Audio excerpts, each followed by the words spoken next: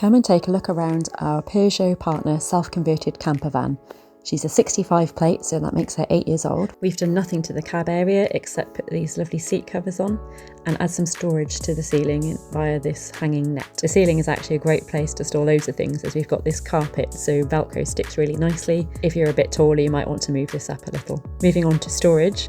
As everyone who owns a campervan will know, storage is one of the most important features. Considering how small the van is, there's actually plenty of storage. This is where we normally keep our shoes, books and beach games.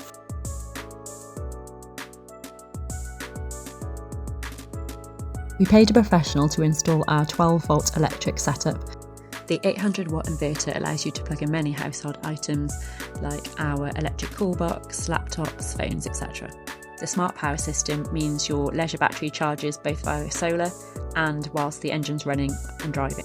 This setup gives you the reassurance that the van will always start as the leisure battery trickle feeds the power through to the starter motor. The control panel lets you turn on the internal lights, the rear 12-volt power, external lights and the extractor fan.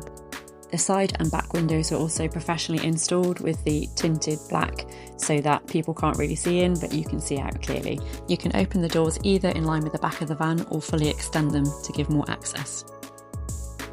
We did the sound deadening and insulation ourselves using Dodo products. As previously mentioned, we've covered the walls and ceiling mostly in grey carpet. We've allowed some metal to remain on display so that you can attach things to it and stick things to it with magnets. We use this bungee cord across the middle of the van to hang our iPad up for nighttime film viewing. The shelf might not be the sturdiest thing in the world, but it's more than adequate for popping a cup of tea there in the morning. Moving on to our kitchen storage area, we've got this pull-out drawer which contains our gas hob, 2-burner gas hob, all of our crockery and food.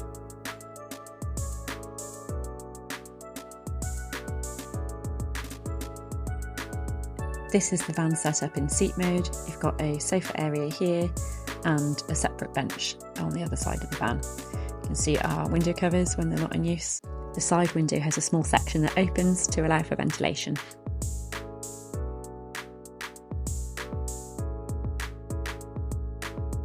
These blackout curtains simply pull across the middle of the van to provide you with complete privacy.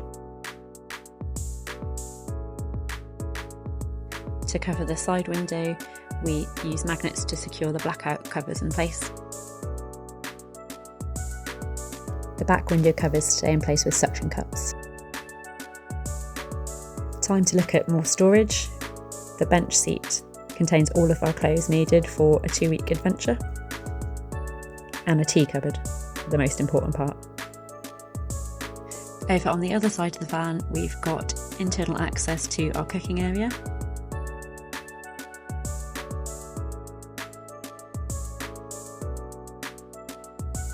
In this middle section, we store our dry robes and wetsuits. And on the left-hand side, we've got full access to our battery, inverter and electric setup. And finally, we have our toilet area. We've got gas struts on the lids, as with all of our other lift-up tops. And we've got the smallest mid-range porta potty.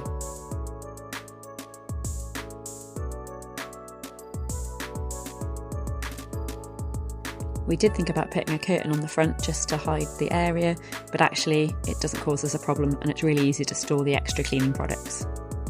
When we want to move from seating mode into bed mode, we take out these boards and slot them into place.